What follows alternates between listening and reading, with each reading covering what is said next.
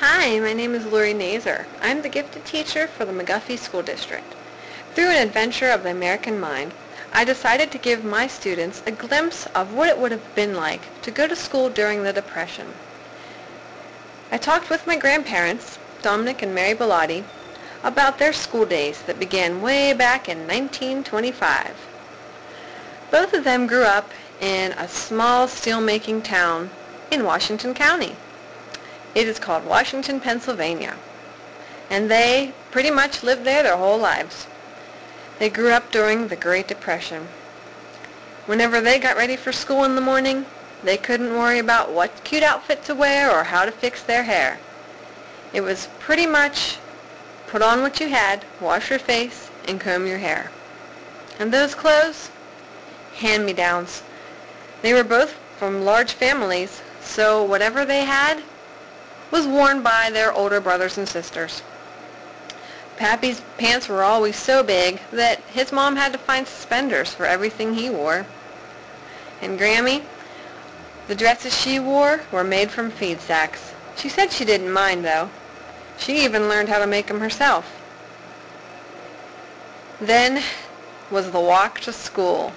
A lot of students today don't have to worry about that. Pappy would walk along the railroad tracks with his brothers and friends. They would count the ties along the way, and he said sometimes they even forgot their lessons by the time they got there. They would get to school in their one-room schoolhouse, and first things first, they had to hang up their coats in the cloakroom. Then they started their day with the Pledge of Allegiance, and then it was get to work. After school, Pappy and some of his friends would go to the teacher's farm and help her with their chores. He said he always made sure that his grades were going to be fine.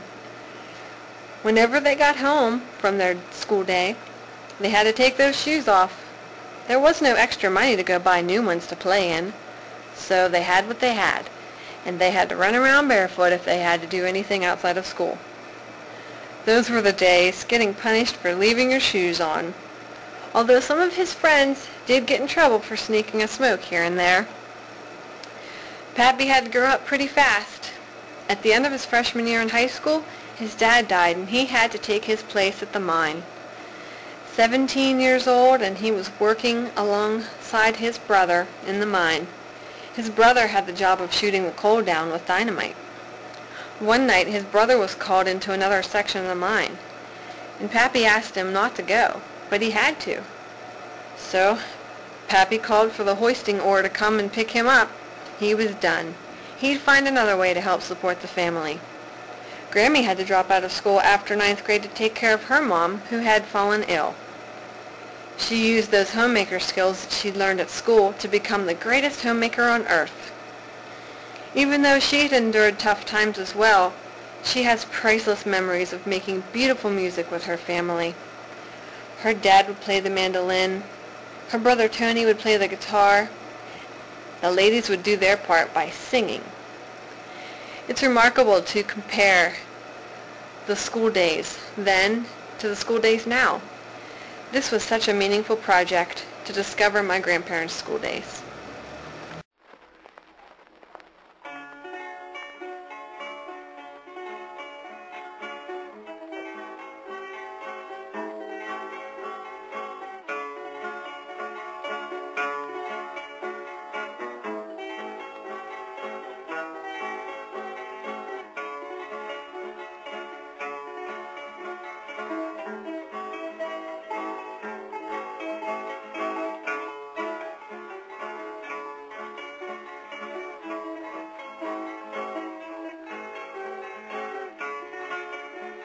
Guitar.